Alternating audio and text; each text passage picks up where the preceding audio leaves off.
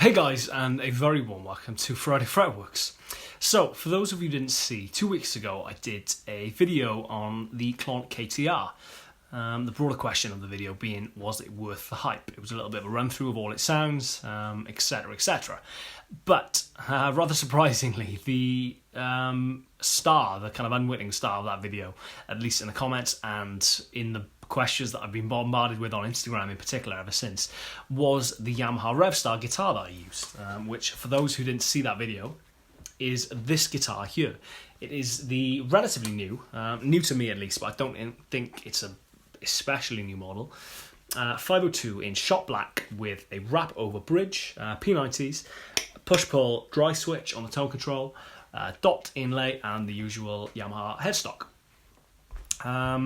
I came into possession of this guitar about 3 weeks ago, I guess, at a Yamaha photo shoot up in London. I'll put one of the photos up there for anyone wishing to laugh at me pretending to be a rock star. As I said, came into possession of it about 3 weeks ago, and for whatever reason, I guess a multitude of reasons, fell head over heels in love with it straight away. Now, this brings me on to a point that I've kind of been reticent to do a more dedicated video on the Revstar, or Revstars, up until this point, because for those of you who don't know, I'm endorsed by Yamaha, and don't want it to look like a kind of paid video or an advert or product placement or any of that kind of stuff, because that's not how I roll. And it's not how Yamaha would want me to roll either, to be honest. The whole kind of thing is based on just, using the guitars that I like, and I can very much say that I do love these Revstars. So, I've not really wanted to do that up until this point, but given the amount of questions that I get on them on a daily basis, on Facebook and Instagram and on YouTube, I think a video is probably going to be in the pipeline at some point. If nothing else, just to outline some details about them, and give a little bit of an unbiased opinion on why I like them. So, to go back, I came into the possession of this guitar about 3 weeks ago, and for whatever reason, just kind of fell head over heels in love with it straight away. Multitude of reasons, I guess, but the one thing that really leaps out to me is the strings, which sounds daft, because obviously I guess it's the one kind of variable on a guitar, at least in terms of what is very easy to change. But straight off the back, really like the strings on there and the way they made the guitar feel. I'm lucky enough to be endorsed by Ernie, and I use 10-46 regular slinkies pretty much across the board, with very few exceptions. Use them on Strats, Revstars, etc, etc. So I'm incredibly used to how at least Ernie 10-46 feel. When I picked this up, I was utterly convinced that they were, if not these new kind of 10.5 gauge strings, probably 11. Used them for a gig the night I picked up a guitar and was just blown away by how together it felt, how solid it felt, and just, in no way, shape or form did it feel like a guitar that if you went into a shop and bought it would probably set you back about 500 quid, I guess. Didn't feel like that at all, which, to be honest, is this, the same could be said for my green Revstar, the 502, but with 10-46 on there, it feels a little bit more loose, and for some reason, this one just felt together. This one just felt right, which happens with guitars from time to time. The more research you do into it, the more you realise guitars are 99% of the time just happy accidents of string and wood, and there are so many variables. But I convinced myself they were 11s, which, as I said, I haven't had a massive amount of experience with. I did a 2-week tour of Spain last year, for which I used 11s across the board. I used a Telecaster and a Revstar 720 with a Bigsby, but we were tuned down half a step, which obviously takes the kind of tension out of the strings a little bit, but you're just left with the kind of the meatiness of the strings, I guess, to handle that slightly lower tuning. So I'm pretty used to how 11s feel, and as I said, I was convinced these were 11s. So when the time came to restring, as I said, I'm lucky enough to be endorsed by Ernie, but my stockpile pretty much consists of regular 10-46. So I popped down to a shop and grabbed a set of beefy slinkies. Now, if I consult my notes, as opposed to the regular slinkies, which are 10, 13, 17, 26, 36 and 46, the beefy slinkies start at 11, go up to 15, 22 for the G, which is where I started to struggle, to be honest, 30 for the D, 42 for the A, and 54 for the low E. Now, for the most part, I've had these on there about a week, and it would be disingenuous to say anything other than I've kind of struggled, to be honest. Struggled to get grips with them, and especially for the lot of kind of, for anyone familiar with my playing, that kind of multi-tone bending, that kind of, all that kind of stuff.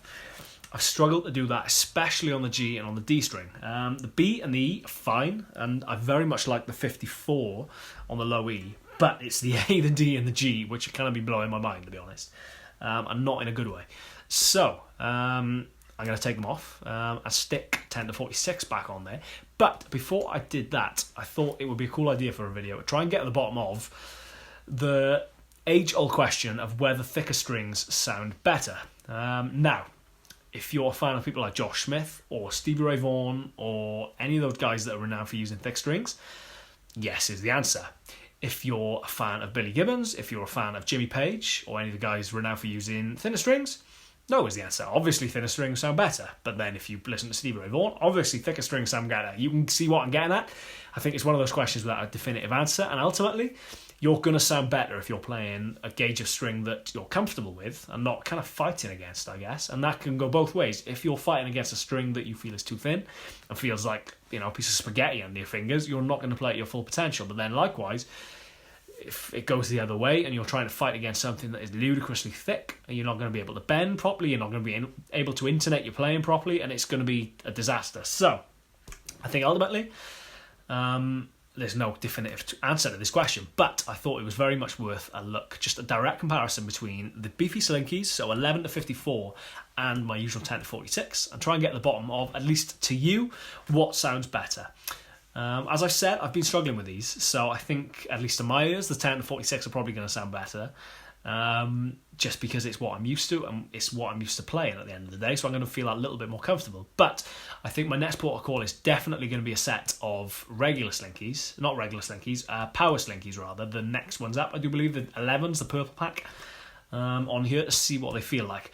To go back to what these strings actually were, they were Elixir 10 to 46, which, as I've said, I've yet to put a pack of regular slinkies on here, so I don't know how they'll feel, but being pretty used to my other 502, the regular slinkies feel a little bit looser and a little bit more loosey-goosey, I guess, than the Elixirs. The Elixirs did last a long time as well, which is very impressive.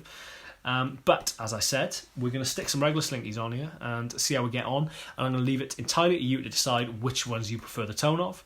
And you'll have to let me know in the comment section. I'm going to be using obviously the Revstar into guitar rig, and the only pedal I'm going to be using is the Thorpy Effects Gunshot, which there will be a dedicated demo video of coming up very, very soon. It's a fantastic sounding pedal.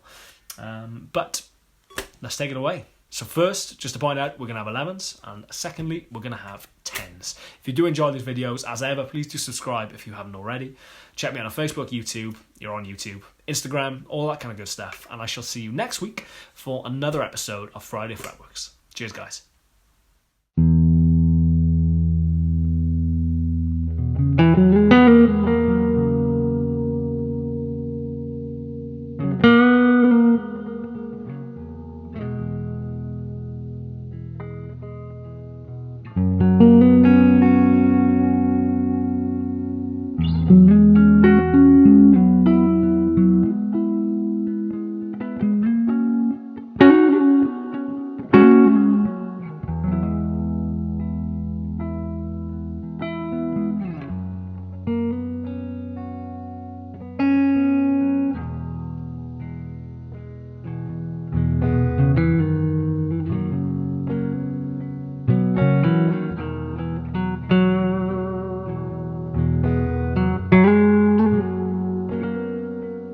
Thank you.